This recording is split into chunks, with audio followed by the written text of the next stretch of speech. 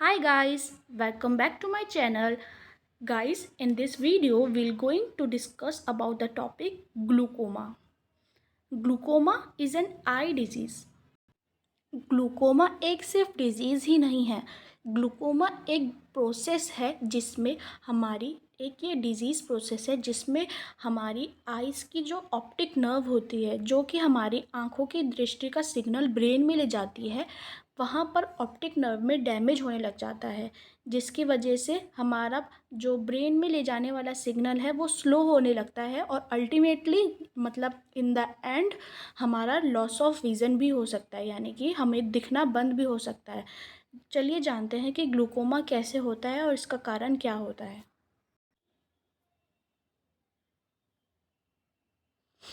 Glaucoma को पढ़ने से पहले हमें अपनी आइज़ का बेसिक नॉलेज होनी चाहिए कि हमारे आइज़ में क्या क्या होता है।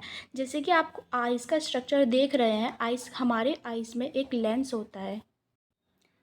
होता है जो कि हमें देखने में मदद करता है।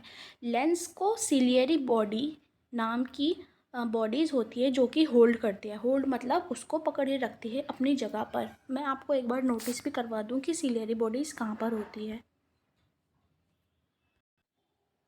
ये हमारा लेंस है और ये चीज़ है जो ये हमारी सिलियरी बॉडीज़ है जो कि लेंस को अपने प्लेस में होल्ड करके रखती है।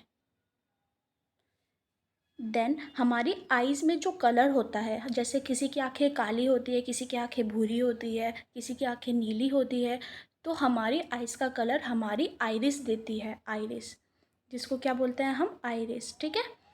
अब आइरिस जो होती है, आइरिस के आगे एक झिल्ली टाइप में होती है जिसको हम कॉर्निया बोलते हैं। हमारी जो आइज़ होती है वो दो सेक्शन में डिवाइड होती है। एंटीरियर सेक्शन जो कि आगे की तरफ वाला सेक्शन है और पोस्टीरियर सेक्शन जो कि पीछे की तरफ वाला सेक्शन है। आप इसमें कंफ्यूज मत हो जाइएगा कि चैम्बर्स अलग चीज़ है और सेक्शन अलग चीज़ है। जो एंटीरियर सेक्शन है वो दो चीज़ों में डिवाइड है। एंटीरियर चैम्बर जो कि आगे वाला चैम्बर, ये आप देख सकते हैं एंटीरियर चैम्बर, और पोस्टीरियर चैम्बर आपके आइरिस के पीछे वाला चैम्बर, इसको हम पोस्टीरियर चैम्बर बोलेंगे। अब एंटीरियर सेक्शन के मैंने आपको दो पार्ट बता दिए, anterior chamber, posterior chamber. Then we have posterior section जिसमें कि हमारा विट्रस चैम्बर होता है। ये विट्रस चैम्बर है, ठीक है आपका। देन जो हमारा एंटीरियर सेक्शन होता है उसमें पूरा एक्वस ह्यूमर भरा होता है। ठीक है। एक्वस ह्यूमर एक तरल पदार्थ होता है, जैसे आँखों का पानी भी बोल सकते हैं और सिंपल लैंग्वेज में। और जो विट्रस ह्यूमर होता है वो हमारे विट्रस चैम्बर में होता है। तो ये तो आपकी बेसिक चीज़ें हैं आई में क्या होता है। अब हम आगे की तरफ इसको प्रोसीड करते हैं। अब मैं बताऊंगी आपको जो एक्वस ह्यूमर का सर्कुलेशन है। देखिए, ग्लूकोमा एक डिजीज़ है जिसमें कि हमारा जो एक्वस ह्यूमर है, आपने ये वाली स्लाइड में देखा था एक्वस ह्यूमर, इसमें जो इसकी बहने का इसको हमारी आइज़ में यहाँ पर बनता है और इसको बाहर निकलना होता है, यहाँ पर ब्लॉकेज आ जाती है। तो चलिए आगे डिटेल में जानते हैं। तो सबसे पहले मैं आपको नॉर्मल फंक्शन बताती हूँ कि नॉर्मल फंक्शन में एक्वस ह्यूमर कैसे सर्कुलेट होता है। जैसे कि मैंने आपको बताया, जो लेंस होता है उसको सीलियरी बॉडीज़ उसको अटैच करके रखती हैं। अब सीलियरी बॉडीज़ में हमारा सीलियरी एपिथीलियम होता है। सीलियरी एपिथीलियम सेल होते हैं जो कि सिक्रीट करते हैं हमारे एक्वस ह्यूमर, जो कि एंटीरियर सेक्शन में सर्कुलेट होता है और ये हमारा स्ट्रक्चरल सपोर्ट भी प्रोवाइड करता है। तो देखिए सबसे पहले अब यहाँ पर देखिए आप, सीलियरी एपिथेलियम में एक्वस ह्यूमर निकला। अब उसको हमें अपने आइज़ के बाहर पहुँचाना है। जो हमें आपको पता होगा कि हमारे आइज़ में हमेशा आइज़ नम रहती है, तो वो किसकी वजह से रहती है, वो हमारे एक्वस ह्यूमर की वजह से रहती है। जो हमारे आइज़ में वाइट वाले पार्ट में जो तरल पदार्थ जैसा होता है वो हमारा क्या है, एक्वस ह्यूमर। ठीक है। तो अब इस एक्वस ह्यूमर को आइस के यहाँ से निकल के बाहर आना है, तो ये किस पाथवे से निकलता है। तो यहाँ पर आप देख लीजिए, आपके आइरिस के जस्ट आगे ट्रेबिकुलर मैशवर्क होता है जो कि एक स्पंजी ड्रेनेज सिस्टम है। ठीक है। अब यहाँ पर ये स्पंजी ड्रेनेज सिस्टम होता है जो कि आपके आइरिस के आगे होता है, कॉर्निया के उस साइड में। तो यहाँ से हमारा जो एक्वस ह्यूमर है वो बाहर की तरफ निकलता है इस चैम्बर से। कैनाल ऑफ स्क्लिम बोलते हैं, जो कि जैसे आप एक जगह से दूसरी जगह में ट्रांसफ़र कराने के लिए हमें पाइप जैसे चाहिए होती है, तो वहीं इन द सेम वे यहाँ पर आइस का जो एक्वस ह्यूमर को ट्रांसफ़र करवाने के लिए हमें यहाँ पर कैनल ऑफ स्क्लेम की ज़रूरत होती है, जो कि एक्वस वीन की तरह काम करती है और हमारे पूरे ये एपिस्क्लेरा में वीनस सिस्टम में ये ड्रेन करती है और एक्वस ह्यूमर को पूरी जगह में फैला देती है। ठीक है, ये हमारी हो गई एक्वस ह्यूमर की सर्कुलेशन की नॉर्मल बात, जो कि नॉर्मली आइज़ में देखा जाता है। अब बैक टू द टॉपिक। अब ये ग्लूकोमा क्या है? ग्लूकोमा एक डिजीज़ है जिसमें बेसिकली क्या हो रहा है, ड्रेनेज सिस्टम ब्लॉकेज हो रही है।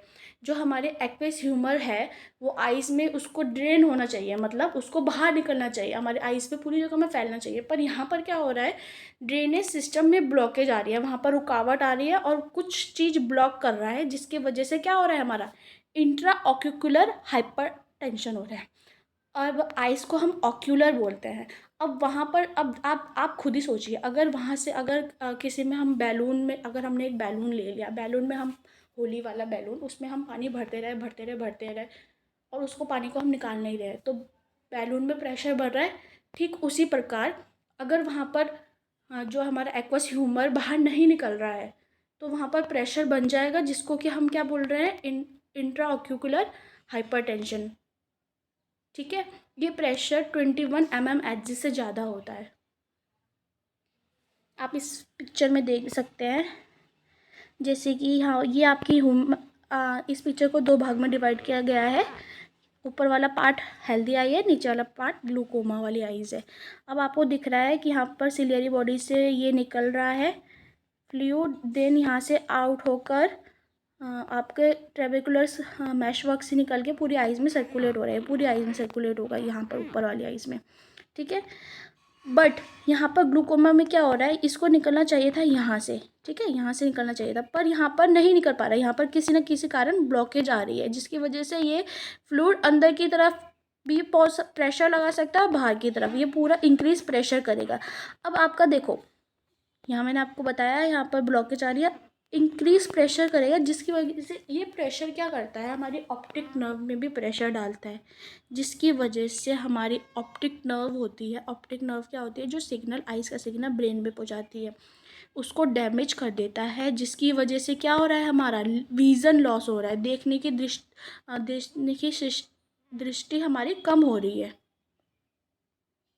ठीक है, ये नॉर्मलाइज होगा, ये आपकी आई विद ग्लूकोमा हो गई। मैंने बताया जैसे buildup of aqueous humour fluid, यहाँ पर आपको दिख रहा है ये ट्रेबेकुलर मैशवर्क में यहाँ पर आपका ब्लॉकेज आ रहा है, जिसकी वजह से ये क्या है, एक्वस ह्यूमर फ्लूइड यहाँ पर बिल्डअप हो रहा है, जिसकी वजह से यहाँ पर तो होगा, यहाँ पर से बाहर आके इस विट्रस ह्यूमर में भी आपका ब्लॉकेज करवा सकता है।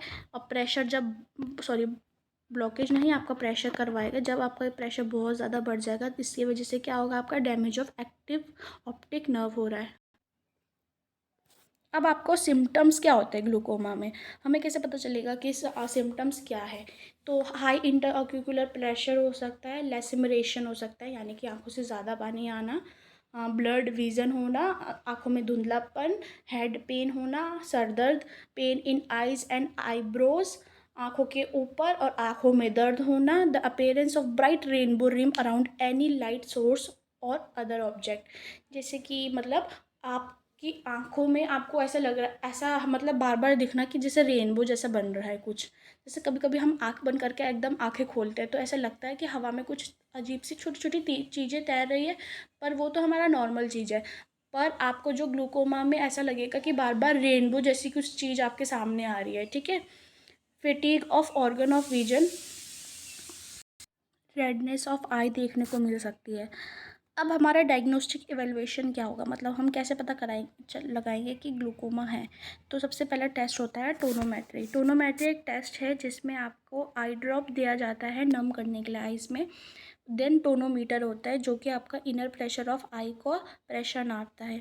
नॉर्मल प्रेशर आपका 12 से 22 mmHg होता है, पर ग्लूकोमा में देखा गया है कि 20 और 22 से ज़्यादा हो जाता है हमारा प्रेशर।